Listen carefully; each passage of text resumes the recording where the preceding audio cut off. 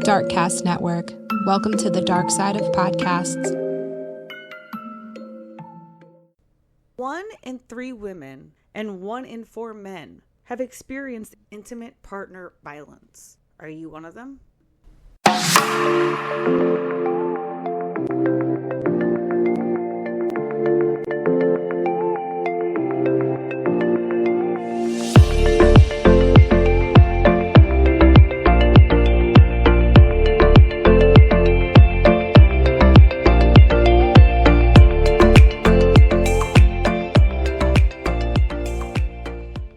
Hello, everybody, and welcome or welcome back. This is True Crime Connections, and I am Tiffany, your host.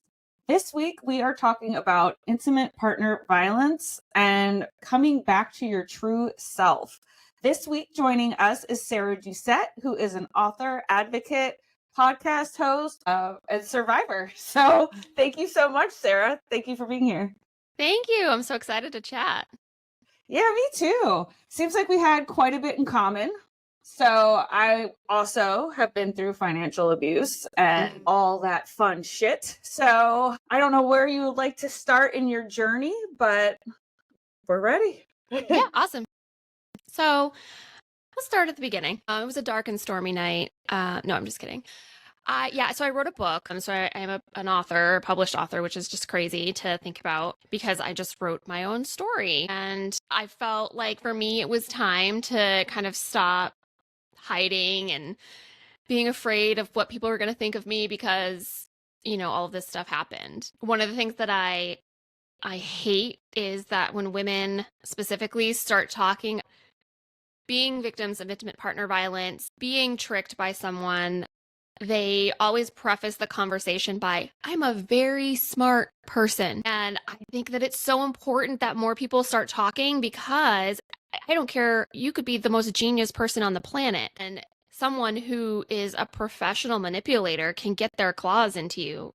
You don't see it coming. They don't walk up to you and be like, hi, I'm a narcissistic sociopath and I'm going to take advantage of you, right? Like you have no idea. So it really doesn't matter your level of intellect, your socioeconomic background, your culture that you come from, your ethnicity. It happens to everyone. The latest statistics are showing 1 in 3 women and 1 in 4 men have experienced intimate partner violence in their lifetime of varying degrees. That's a lot. It is. It really is.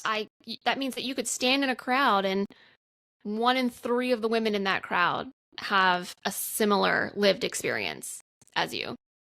So for me, the journey on kind of writing the book started a few years ago. So the book came out in 2022. And a couple years before that, someone that knew my ex-husband and I had posted an article, kind of like an op-ed, I don't know what to call it, but they posted it on LinkedIn. And girl, I read that and I just had like the fire in my soul. I was so mad because they wrote this story about my ex-husband, and just like everyone had done our whole lives together, he was such a great guy. He was the life of the party. Everyone loved him. He had like all these nicknames that he went by. Steve-O, the Steven. Like he was just so charismatic, right? And I was so tired of everyone glorifying him that I finally was just like, no. Like I have to tell my story. And I started by writing a pretty large response to his article on LinkedIn because he had flat out told some lies. There's this, I call it a phenomenon, but everyone's probably heard of it or experienced it in some way, but this like revisionist history, right? Where like we rewrite the things that happened for, to make ourselves feel better or feel less guilt or just for whatever reason people do it, I don't fully understand. But, I had to tell him, like, don't use my life to get sympathy for yourself. And so my ex-husband died by suicide. So that's really the trigger to this whole story, was me receiving a phone call from his mom late one night, being told that his body was found in the woods. And then from there, kind of the investigation begins, right? Like, okay, so how does die in the woods in a way that could be homicide or suicide, and it's under investigation, and trying to like pull back the thread on what happened. After reading the article and kind of putting that gentleman in his place, as nicely as I possibly could. He sent me a link to a Google Drive that he had. So he had done all this research that I didn't even know was possible. And in there, he had police reports. And his article had talked about some crimes that my ex-husband had committed. And I was just so confused because even though I was in contact with his parents through this whole thing, not one person mentioned to me when I asked, like, why would he end his life? I don't understand. And they just kept telling me he died of a broken heart. He died of a broken heart. And I was like, that's some crap, because the only person that guy ever loved was himself. Unless he broke his own heart, I'm pretty sure there's something else going on here. So looking at the police reports, I find that the very same, and I'm telling you, when you read the book, the similarities between what my ex-husband did to me and what he did to a business partner are just uncanny. So the same things he did to me, he did to a business partner. And that business partner uncovered what was happening. And so he was facing charges of felony grand larceny and swindling of over $250,000. Yeah. So Ooh. he was looking at significant jail time. Each charge held, I think combined, the max sentence would be about 30 years if he got fully, like, they threw the book at him for both charges. So he was looking at some jail time, probably 10 to 30 years, depending on how things landed. And so his parents got him out on bond. And while he was out on bond, he died by suicide. Oh, man. Yeah. So it is a heavy story. I don't make any qualms about that. So, if you want to read my book, which is called Stronger Than That, a domestic violence survivor uncovers the truth about her abuser. It's a memoir. It talks a little bit about my early life, how I met my ex-husband, how our relationship unfolded.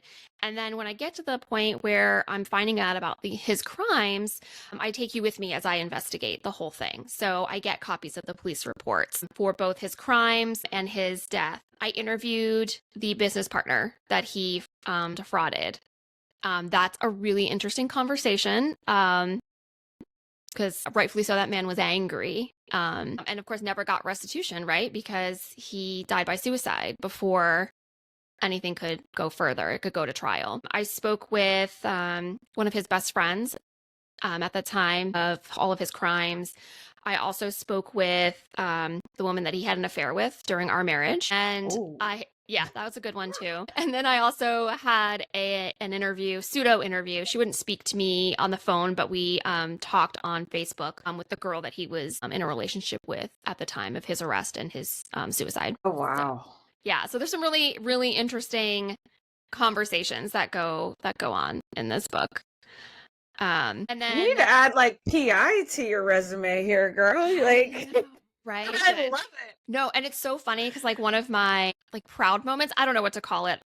Maybe you have a better word for it than I do. So when I was speaking with the business partner, he told me that he had hired a PI to find me, and I had spent those 2.5 years between our divorce and when he died, keeping my location. And I had done it just through like not really updating documents. I had, like, when I filed for divorce, I used my cousin's address, who was on the SWAT team for the sheriff's department of the county we were in.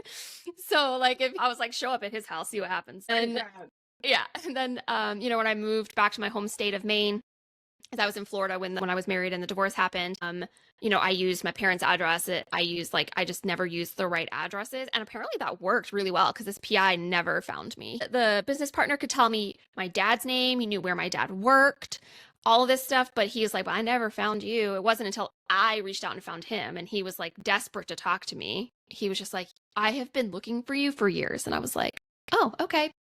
Pat myself on the back. Hell yeah. I was like, that actually worked. I didn't know. So it was just a wild ride to kind of like investigate all of this and really, do a deep dive into how we met, how our relationship unfolded. And it was very validating to talk with other people who interacted with him and see how I was not alone in being conned and swindled by him. Especially, his business partner was a doctor, right? A very smart man, a surgeon, like very intelligent man by all standards. And it happened to him as well. Usually there is like, is it awake bodies? Is that like the saying? Or, but there's a bunch of people usually that are also impacted. But Yes. some people are scared to talk about it, especially maybe if you're a surgeon or you're this or that, you know what I mean? You're like, people are going to think I'm dumb because I fell for it. But no, Right. that's not it at all. No, it's not. And I'll tell you, like, since I started kind of talking out about this and the book came out and I've been doing podcast interviews, I mean, I've had people from all over the world reach out to me after hearing and listening to a podcast and just be like, I woke up one morning to a woman from Australia saying she was walking to her dog and listening to a podcast interview I did. And she was just like, I do not feel as alone. She's like, your story is very similar to mine. And I was like, that's what it's for, man. That's why I'm talking. That's why I'm here. That's why I survived, right? Because I feel like I need to find purpose in what happened. Otherwise I will drive myself crazy with like, well, like, pardon my French, but what the fuck did I do what would I do in a past life that like this is the marriage that I started out my life with? So a big part of my story, which you alluded to in the beginning too, is financial and economic abuse, and specifically a thing called coercive debt. So I find that not a lot of people have heard of coercive debt specifically. They might understand the concept of financial and economic abuse in the sense that typically the partner is very controlling of finances. I've spoken with women who are given weekly or monthly budget for grocery shopping, and God forbid the price of eggs go up and they have to spend more than their allotted budget. And then they're just like completely humiliated, yelled at, beaten, like whatever it is, the punishment that their respective spouses do, just because instead of eggs being $1.99, they're $2.99. So the grocery bill was over by $1. It's insane what some of these people do to control people. In my situation, it was coercive debt. So coercive debt can happen in a couple of ways. So it can happen where, and it happened to me in kind of both ways, right? Where the first time we got into debt together, babe, your credit is so much better than mine. You should definitely finance this new car for us. Oh, okay, yeah, that makes sense. So you finance the car and now the car is in your name. And then, my ex-husband was terrible with finances. And so payments are being missed and my credit is being ruined. The other way is he basically just flat out stole my identity. So when we ended up getting divorced, I needed to finance a car and I was quoted a 16% interest rate. And I was just completely and utterly shocked because when we got married, my credit was around like 780 and I expected to get excellent financing. And when we got divorced, my credit was low. And I found that he had gone online. And the very first time he did it was with Dell. So he went on Dell's website, filled out their credit application, used my social security number, e-signed all the forms, and purchased himself this $3,000 gaming laptop. This was in 2006. And he had it shipped to work. And so he came home from work one day with this big fancy laptop. And I'm like, oh, wow, where'd you get that? And he tells me that he had just been promoted, which was true, and that they provide all new general managers with a laptop so they can work from home. And I believed him. I had no reason not to. I mean, at that point, we had been married for like a month and a half. And so 6 years later, in 2012, when we're getting divorced and I need to finance a car, that $3,000 laptop is now over $6,000 because he never made a payment on it and hid all of the bills from me and all the collections notices. And there were credit cards. There were other things like that financed throughout the 6 years of our marriage. And it was over $30,000 in bad debt, like credit cards and items like the laptop that had been financed. And I was left holding the bag. That sucks. Yeah. And I remember going to court because I was like, I had no proof I didn't know about it, right? So it was his word against mine.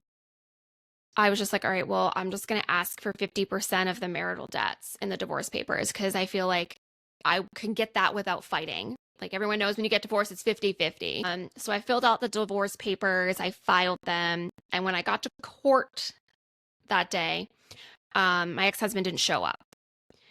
And the judge was like, well, since your husband can't even be bothered to show up for court, I'm going to go ahead and give you everything you're asking for in these papers. And I was like, okay, great.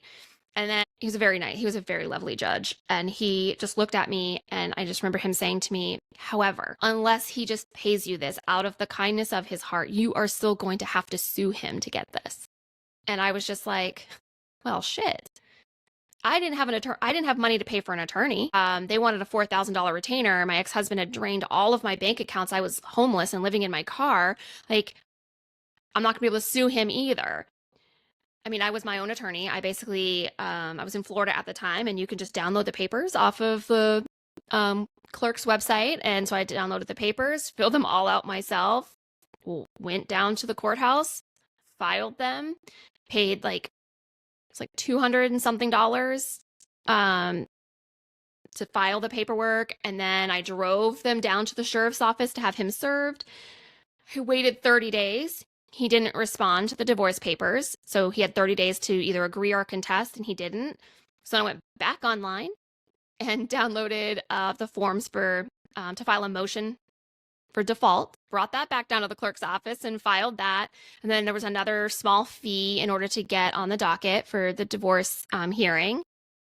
That was it. It was like less than $400, and I was able to get divorced, and that attorney wanted like $4,000. And I was just like, nope. Right. You Can't did do a it. lot better than I did. I live in Florida, and so I tried to take my son's father to court for not paying child support. He owes me like, I don't know, 60 grand. The judge was looking at my paperwork and was telling me, but since I didn't submit it, he's like, well, he owes you this. And I'm like, well, you're reading it to me. Like, you see what I'm talking about. But since I didn't submit it, it was thrown out. Oh. Yeah. So can you resubmit it or no? Or I could have. He would have gone to jail, which, I mean, I wasn't trying to put him in jail. I just wanted his house. So I mean, $60,000, that's a lot of money. It is. So, I mean, at least you did the paperwork right, because I tried that and that was a mess. So. Yeah, I will say, luckily, my cousin, the same like sheriff's deputy, his wife helped me. She like looked over everything for me because she had been divorced previously, and so she kind of knew what she was looking at. So I was lucky to have her to help, error check the paperwork for me. But we also had, in the grand scheme of things, a pretty simple divorce. We didn't own property. Everything was in his name. So, and I was willing to just say, fine, bye, keep it. I want my freedom, and that is all. Like, you can keep all the stuff. And we didn't have any children at the time, so, or ever. I don't know why I just said at the time. We never had children together. So it was a little bit easier in that regard. But that like brings me to one of my other kind of like pet peeves is, there's not enough people out there that are providing resources to women or men, right? Because there are men that go through this, right? That attorney's office that I walked into, I told him my whole story, told him I'm afraid of my husband. He's emptied all my bank accounts, so on and so forth. And, he was like, yep, we can get him. We'll get this, we'll get that, blah, blah, blah. And I was feeling good. I had someone on my side. And then he's like, so we just need a $4,000 retainer before I can even get started. And I was like, did you not just hear the words coming out of my mouth? Yeah, like I can't do that. And so I personally felt like at that time should have had some form of resource information for me. Like, I get it if you don't want to be the lawyer that takes pro bono cases, like that is so fine. I really have no problem with that. But if that's not you, and a domestic violence victim walks into your office, I don't know, maybe have like the information for a local advocacy organization, shelter, because an advocacy organization, usually, I've been on the board of some up here in Maine where I am, and, we have legal services that you can get for free. People to come and help you. Lodging. There's all kinds of resources out there, but, not everyone either knows about them because I didn't know about them at the time, or have the resources to give you.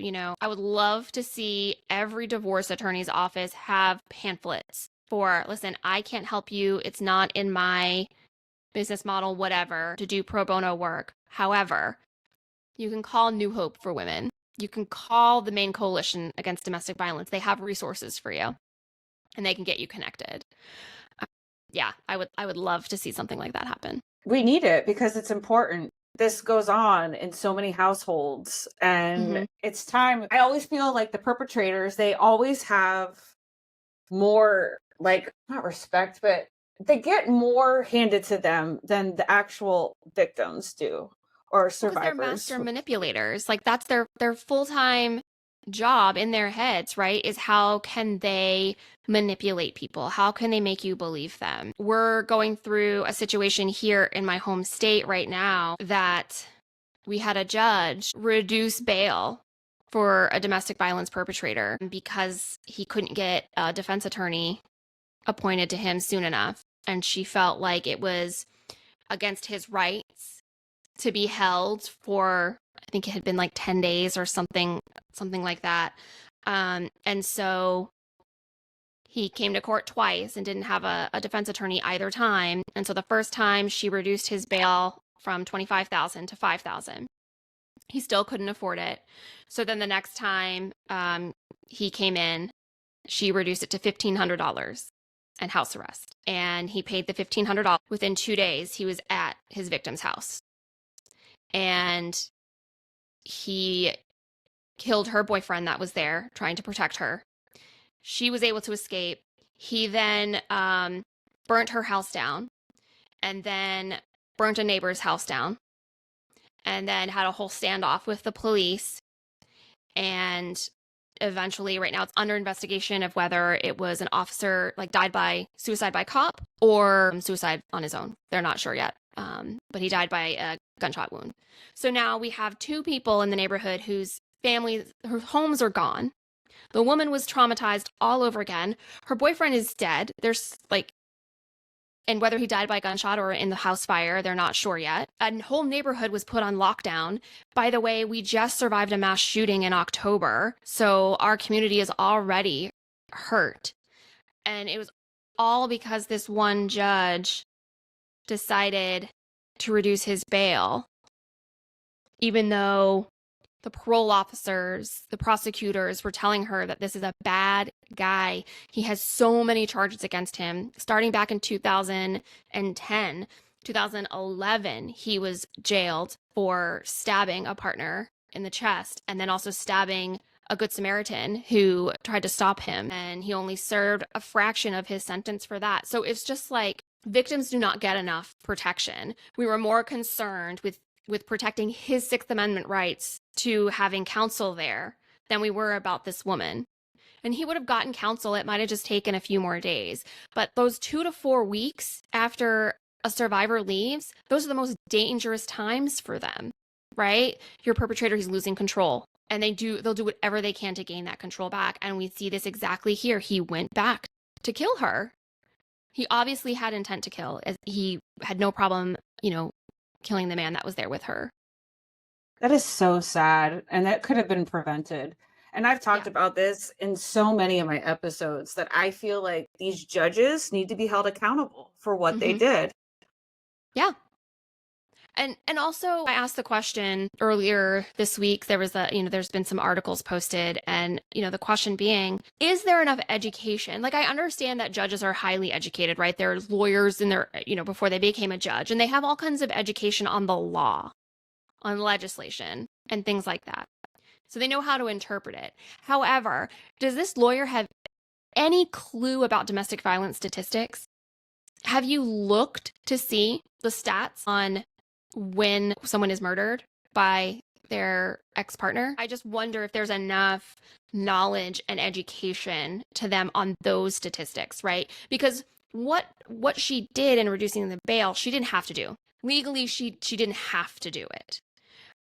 She felt like it was the right thing to do. She's done this before for other people, so I understand that for her, this is like her agenda. This is her passion, is that people have defense attorneys available to them. And I commend that. People have the right to a defense. I'm not, crapping on that whatsoever. Innocent until proven guilty. However, you have to look at the whole case. I mean, this guy, this was not his first time. He had multiple assault charges. attempted murder for a previous partner. He strangled this poor woman and then was out drinking at a bar the night after he got released on house arrest, talking about how he was going to go back after her. And and no one could do anything. They've changed the legislation in Maine about how parole officers can interact. Unless they commit a crime while on parole, they couldn't pick him up. They can't pick them up on what they call technical violations anymore. What in the actual hell? Yeah.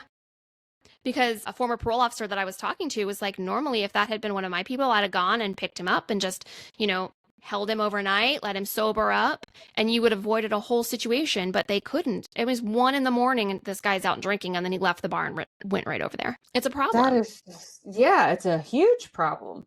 They need to look at the patterns because they don't lie. People lie. Patterns do not lie. Right. I am a firm believer in people show you who they are. They don't tell you. They show you. I can tell you anything I want to about me, but you have to watch my actions. And I will show you who I am. And guess what? Believe people. You have to trust that, right? Like if they're telling you something, but their actions are showing something different, believe them. Believe the actions. Yes. Oh, yes. I've had to learn the hard way many times on that one. Because you want to believe people are good. You want to believe that they mean what they say. A lot of times it's because it's what you want to hear. So why would you not want to believe it? Right. Yeah, it's so true. I mean, I have so many friends that even in just like non-domestic violence relationships, but just bad relationships in general, that they forgive and forgive and forgive over and over and over again. And I'm like, listen, you can forgive them, but you don't need to keep them in your life. Yeah, I definitely have that conversation, the believe them conversation so many times with people, because I'm like, it may not go horribly wrong, but it could. Right. If you guys are like newly in a relationship and they're going out and seeing other people, believe them. They will do it again. Yeah, red flag. Believe red flags. You have to be open to seeing them. Yeah, we have to trust that inner voice. It's there for a reason, right? I'm hugely obsessed with this concept of narrative memory versus cellular memory. And I think our intuition is part of that cellular memory. It's something where it's like, I feel in my body that something's not going right here. Intellectually, I can't pinpoint and say like, this is exactly what's happening and I don't like it and here's why. But you've experienced something, you've watched something, you've seen something happen, and your body is triggering a response. And we have to trust our bodies and we have to trust our instincts when it comes to stuff like that. For me, I've been working through PTSD since, leaving my ex-husband. And the most simplistic way that I can describe what happens is if somebody comes up to you and they raise your hand, your body instinctually ducks. Right? Like there was no thought process that went through that other than your body recognized that once upon a time someone raised their hand towards your face and they hit you. And so your body just automatically protects you. And for me, that's the same thing with, if there's like a certain phrase used, all of a sudden I start getting a little anxious or starting to have like an anxiety attack. And I'm like, why is this bothering me right now? And realizing that my body is telling me something. My body's telling me that like fight or flight. And being able to recognize that, listen to it, trust your body, trust what it's telling you, can be the difference between life and death or getting yourself in like some bad situations. And it starts super simple. Like, how do you start listening to your body? I spoke with this woman. She's a life coach named Anna Conathan up here in Maine. And love her. She's also a comedian. And she like simplified it down to like, if we literally don't listen to our body when it says it needs to pee, like we sit here and we're like, let me just finish this tasking at work and then I'll get to pee. She's like, how can we expect to listen to anything more important from our bodies? She's like, so start by peeing. Like pee when you need to pee. I love it. I loved it. I'm just like, you know what? You're right. You deserve to pee when you want to pee. I mean, I've been that person. Oh, let me get like one more thing done and then I'll go. Yeah, or like drink water. Girl, you're thirsty. Go get a glass of water. Right. And we just like ignore what our body needs at like a cellular level. So yeah, if people are looking for ways like, how do I start getting more in tune with my intuition and with what my body needs, start listening to it. And it starts with just the super simple stuff. Yeah. Right. Some of it, I mean, it's almost common sense, but it's so much common sense that we don't think about it Right. as like a need. It's so true. It's so true. So anyways, yeah, I just love that analogy. Like, Yeah, but we do. We have a gut instinct and we have intuition. It's there for a reason. It's to protect you. Right. Yeah, absolutely. And I know for me, there's also a correlation between, right? Like, growing up under, a narcissistic parent, I fell right into a relationship that I knew and was comfortable with. Speaking my language, sister. I think that's why a lot of us end up in the situations that we do. And that's mainly why my podcast has taken this direction, because it's time that we put the pieces together between our childhood traumas and our adulthood, because whether you want to acknowledge it or not, they're connected. Oh, for sure. Yeah. This is why people are how they are and why people do the shit they do. Yeah. I heard somewhere that a lot of times people like myself, which I can attest to being true, I have a really hard time with compliments. They make me extremely uncomfortable. And why do they make me uncomfortable? They should make me feel good. But they make me uncomfortable because I was conditioned to believe that I did not deserve them. And so when I get them, I'm just like, ew, really? Like, that's untrue of you. Like, I don't believe them. I don't believe their sincerity. I try to be better, right, about it. I'm a newish mom to a daughter. She just turned 2. I can't believe it. But anyway, she just turned 2 in May. And what a mind fuck that is. Welcome to parenthood. Yeah. And I'm just like, as like a mom who didn't have a great mother-daughter relationship growing up, it's terrifying to now be the mom of a little girl. And I'm like, I'm just constantly aware of the language that I use with her. And I'm also extremely aware of the things that grandma says. Because the pattern is continuing, right? I mean, she's 18 months old. Man, you've got some big feet. No, she's got fucking perfect feet. They're beautiful. They allow her to walk. And that's what I tell her. Like, so I'm constantly repositioning things. No, those feet are not too big. They're the perfect feet for her. They keep her walking. They keep her safe. They help keep her steady. They help her get where she's got to go. Those feet are perfect. And she could grow up and have size 13 feet. Those feet are perfect. I used to say my son had Flintstone feet because they were like flat and like wide, but they're Flintstone feet. They're perfect. They're his feet. Yeah. They were the feet he was meant to have. It's so, I am determined to break the cycle. Because I know my mother grew up with the same shit, right? Right. That's the thing. She didn't come up with it on her own. She learned it from somewhere. Right. It's the generational trauma. It's the curse. And I applaud you for seeing it and wanting to be that change, because that's exactly what I had to do as well. I'm like, no, this ends here. I'm not going to pass this down to him. All the insecurities, all the... No, because all it's going to do is push you into the arms of someone else who's going to treat you like shit as well, because that's what you're used to. That's what you're comfortable with. Exactly. And when something better comes along, you're going to find that weird. God, yeah. You're going to run. Push it away.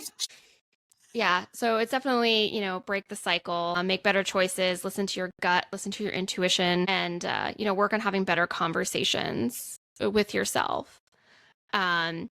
One of the things that I'm working on releasing here soon, so I have my book, which you can get on Amazon or Barnes & Noble online. And writing the book for me was 100% therapy. A lot of people have been like, oh my gosh, I don't know how you got through writing that book. So one of the things for me is I did have a lot of trauma triggers, but I didn't know where they were coming from. And so I had disassociated with a lot of memories. I had just kind of purged them, right, from my body for survival. And when I started writing the book, it was, I literally went to my writing coach with 3,000 words that were basically a timeline. And we had to go from there. But as she would ask me questions, it would slowly pull things out of my brain that I was like, oh, I forgot about that. Oh my gosh, this happened. And I remember like during the process, I would text her and I'd be like, holy crap, I just remembered this thing that happened. Like it was so crazy. And so, we would then pull the thread on that later to develop it into, a story or a chapter for the book. So I'm going to be releasing kind of like a journal for people who, when you get into those like triggered moments where you're experiencing something and you're not really sure why, track that stuff. Like it helped me so much just get it out of my brain and onto paper, and then I could process it and then I could deal with it. And so a little bit of it is like, you're safe. Like list 3 things that make you feel safe right now. What are 3 things you're feeling physically in your body, right? Like, is your chest tight? Is your head swimming? What are 3 emotions you're feeling right now? Now tell us what's happening. And then that way people can, I took mine to therapy with me and would talk through some of these stories with my therapist. So it's like a great tool that you can just use to get it out on your own. If you're in therapy, bring it and talk to them about it, and work on techniques to like breathe your way through. There's all kinds of like mindfulness stuff that you can do. So yeah, I'm working on trying to get that released here in the next couple of weeks. So, people can try what worked for me, which is to reintegrate the feelings, reintegrate the memories, and then kind of deal with them and process them. I love that. I've wanted to come up with something similar, but I don't know where to start. I find it's so helpful. You have to write about your feelings. Sometimes when you start, shit just pops out that you didn't even know was in there. And you're like, oh shit, where'd that come from? Well, it's like, well, we need to unpack that. Let's put a pin in it and go through that later. It's so true. And I think like part of, with me, I've always had the intent to journal. I'm not going to journal every day. That's too much of a commitment for me. I can't. And B, like, I don't know what to write. And so a lot of times you just see like a blank piece of paper and you're like, I don't know what to put on this blank piece of paper. So, I put like some guides in there, the things that I just talked through, like those are prompts in there. There's spaces to fill those out. Then there's some free space to like write whatever it is you need, and some additional like thoughts and stuff that you can put down at the bottom. But, sometimes like you just need a little bit of help putting pen to paper. So it worked for me. I'm hoping it'll work for other people. I'll be releasing that on Amazon. So I'll let you know when that comes out. Yeah, it's exciting. Do you have like a name for it? Is there gonna be like a special name or? Right now I'm kind of playing with like the trauma healing journal, and then just kind of stronger than that on the back, right? Because at the end of it, you're stronger than that. Like all the things you've put in those pages, just like my book, you're stronger than it. Like you can overcome this. It's not easy, but just keep going. And at the end, you'll see how much stronger you are than when you began. So. Yeah, it's time we give ourselves credit for being stronger than we thought we were. Because, Absolutely. God, I used to think I was like this weak, puny little nothing. And now I'm like, I'm a force to be fucking reckoned with. Well, and also, one of the things that I talk about in my book too is that our definition of strength changes over time. I thought I was the strongest person because I was persevering and going through all of this alone and sheltering those closest to me from what was happening in my life. And then hindsight, looking, I'm like, no, like strength is opening up. Strength is what I'm doing right now and talking about it. That doesn't mean I wasn't strong back then. I was strong because I was doing what I needed to do to survive. I was getting through it. And at that time, the excuse in my head not to tell people was because you're strong enough to carry this on your own. So I never want to undermine what someone believes is their strength, but I want people to be open to the fact that your definition of strength and what strength is can change. Just like you change, it can change throughout your life. So just keep an open mind. I'm also working on starting another podcast called Stronger Than That to kind of talk about my story, but also like find other people who are survivors of something. And I talked to a woman today that it's depression and anxiety, right? Like working her way through that. It doesn't, you don't have to survive something as dramatic as domestic violence to be strong, right? Right. You could have survived a bad boss got out of that crappy job, started your own business, right? You were stronger than imposter syndrome, whatever that looks like. So Absolutely. You can do anything you want, but you have to try. It's not going to be just handed to you. Nothing in life is handed to you. And if it is, it's too good to be true, and fucking run. yeah, exactly. I have like my girlfriend and I, we did an episode on our podcast, What's My Age Again? This whole like manifestation bullshit, right? Where like you see all these like TikTok videos and reels where this person's like stepping out of their Bentley with their red bottoms and their Balenciaga, and they're just like, I manifested all of this. And you're like, bitch, you did not manifest that. Like, you don't just like, dear Lord, in the morning, I would like a pair of Louboutins. Like, no, like you have to do something, right? Like you had to work for it, whether that was you work to find that husband who can buy those Louboutins for you, or like you like became like some badass boss bitch, like whatever it is. Like, you know, I like to hear the real stories behind, I mean, manifestation is a thing, right? Like you have to have a goal and a vision in mind, but that doesn't get you there. There's still a lot of work that goes into getting there. So it's just so funny because, yeah, that's just one of my pet peeves is like how rainbows and butterflies everything is on social media.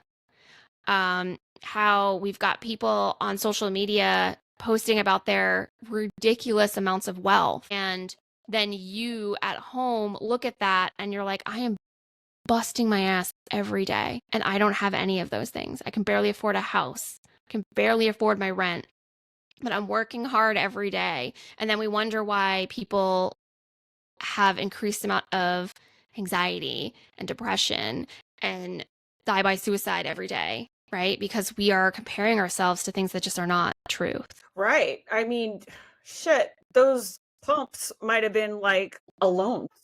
She Right. could have borrowed those damn shoes from somebody. She probably So- bought them off a Poshmark. Like, who knows?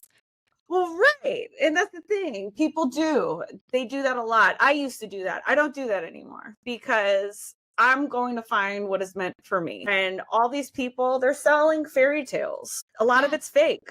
A lot of these people are miserable. They just put on a happy face. So do not compare yourself to others because you're comparing yourself to somebody that does not exist. Right. And I mean, there's a woman, I wish I could remember her name right now, but there's a woman who, her and her husband were like influencers about like how wonderful and perfect their marriage is. And now like she has come out of it like with pictures of herself just completely beaten and bruised because even though her husband was posting on social media about like perfect husband things that he was doing for her behind closed doors, he was also beating the crap out of her. And it's like, it's so easy to put forth a persona on social media where no one really is going to fact check you and find you out, right? Like it's just super complicated. So that's again kind of circling back to like why I want to talk about these things. I want to encourage other people to talk about these things because life is hard. And also I just don't have time to pretend to be something that I'm not. It's just Amen to that. There is not enough hours in the day for me to sit and pretend to be somebody else. I don't want to be anybody else. I love me. I like who I have become. And I'm empowered by it. And that's why I love having people like you and, you know, any listeners that are listening. If you want to be on and share your story, your growth, reach out. It's so important and it helps you heal. Yeah. Yeah. I mean, our scars emotionally and physically are what like make us who we are. I told my husband on our first date, my current husband, I told him, listen, I am not here to impress you. I am here to introduce you to who I am. And then you get to decide if you like who I am. Because I don't have time or the energy to pretend to be something I'm not. And the person I am right now is the person I will be in 10 days, 20 days, 90 days, 100 years from now. Like, this is it. You get to choose. So pass me some more spaghetti. I'm like, you know what I mean? Like, I'm not gonna sit here and eat a salad. Like, that's what I do. Well, apparently he liked what he got. So He did. He was like, at first, he was like, I was like, okay. And he's like, after I kept like thinking about it, I was like, it's actually really cool. So yeah, it was really funny. And as I tell him all the time, I'm the funniest person I know. I wish you still lived in Florida. I know, right? That's hilarious. So is there anything else that you wanted to air? Or Jesus Christ, let's try that one again. Is there anything else that you wanted to add? I usually like to talk a little bit more statistics when I do Okay. these interviews, because I think that it's important for people to really realize that like intimate partner violence does not happen in a vacuum. I think a lot of times we feel like it's a issue within the home, and once they figure it out, then it's like done and gone and fine. That being said, there are 8 million days of associated with domestic violence every single year. Let's break that down. That is 32,000 full-time equivalent jobs per year. 32,000 jobs full-time that are lost because people have to take the day off for injury, for whatever the case may be. There's a lot of different reasons that people can't come to work. So the trickle-down effect of that into our economy is unbelievable. I mean, I believe the last time I saw the numbers, I haven't pulled them recently, so I won't say a specific number, but I think it's in the trillions of dollars. Like, Economy 101, like very simple description, is you drop a pebble in the water and the ripples go out. So if those people aren't making the money of 32,000 full-time jobs, they're not spending the money of 32,000 full-time jobs. That means your local grocery stores aren't getting money. They're not buying more produce. Like, it goes out to the suppliers. It's this huge ripple effect that affects our economy as a whole. And it's because of one issue: intimate partner violence or domestic violence. There are some newer studies that I hadn't really seen before where they actually talked to companies. And these companies stated that actually that 55% of large businesses state domestic violence as a direct impact to their productivity. Wow. It's a lot. And we're talking about productivity. So that doesn't necessarily mean like time off, paid time off, or unpaid time off. So a lot of women, their partners call them and harass them at work. So they're constantly getting phone calls, right? So that reduces their productivity. They could have had a really, really bad morning, right? Whether they were hit or they were just degraded and yelled at, and now they're in this like headspace that's just not well, and then they have to try to go to work and keep their productivity up. You know, that there's so many things that go into this. And then, since we're on a true crime related podcast, 33% of murders in the workplace are domestic violence related. So 1/3 of people killed in the workplace is because of domestic violence. I believe that. Yeah. It's a huge issue. It's a huge issue. And, you know, we talk about like funding and budgets and how there's just never enough money for anything. Well, there's a huge amount of money that we can get back into like stimulating our economy if we could keep these victims safe and get them back into the workforce. I mean, I've worked with women and talked with women who can't even balance it, right? They don't know how to make a budget. And that's so sad. And it's not of their own doing. It's because their partner, you know, doesn't allow them to and keeps them away from finances. And then we have trauma related to finances. It took me a really long time to dig my way out of all that debt and then to be brave enough to go talk to a financial advisor. I was so ashamed of my finances, like it was my fault, you know. So we've got to have more resources for these people. We've got to know the red flags to look out for. I don't have all the answers. I don't have the solutions, but I know there's a lot of work to be done. Right now here in Florida, they're talking about taking gun rights away from domestic abusers. And I think that is fucking amazing. They do not need weapons. Clearly, no. You have issues. You do not need weapons. So if that passes, I will be very happy. I mean, we don't need to make it easier for them, right? Right. And I think about it, if you're willing to hurt the person that you vowed to love and protect for the rest of your life, you'll also do that to people you don't know. You'll do it to strangers. And we witnessed that here in Maine this past week where, you know, he had no problem killing the person trying to help her, and years ago stabbing the Good Samaritan that helped his previous victim. So these people are dangerous. They really, really are. And my ex-husband was obsessed with guns. obsessed. And though he never, used one on me, he had no problem taking them out and cleaning them on the dining room table when he was pissed at me for something, and just, making sure that I was aware that they were there and available to use. So, I mean, I think that people are allowed to have their rights. Like, we own a firearm. I'm not like anti-gun by any stretch of the imagination, but I do think that we need to be more careful on who we are giving them to. Oh, absolutely. I have a gun. Absolutely. It's pink. It's cute. Yeah. I have nothing against them. But let's not give them to sociopaths and psychopaths and narcissists and people who are going to do harm. They're for protection, not to just go out and shoot. Right. Because you're pissed off. Right. And the thing is, with domestic violence, it may not be gun related. So they may not have a gun related crime on their record. But I don't know, it should just still be taken into consideration, their history and their paths when, giving them a license for a gun. Absolutely. Or selling I them agree. one, Yeah, for sure. So, anyways, well, it was super nice talking with you, Tiffany. Thank you so much for having me. Yes, thank you so much for being here. And I think people are going to get a lot out of this. I hope so. Just keep talking about it. That's just raising awareness, right, is how we can kind of come together as a community. And these people hide in shadows, right? Yes. That's why we come out of the shadows to tell our story. Exactly. So. All right, perfect. Well, thank you so much. Thank you. And recording. I think we all know somebody who can benefit from this episode. Please make sure to share it with them. And thank you guys so much for listening to my podcast. This really means a lot to me.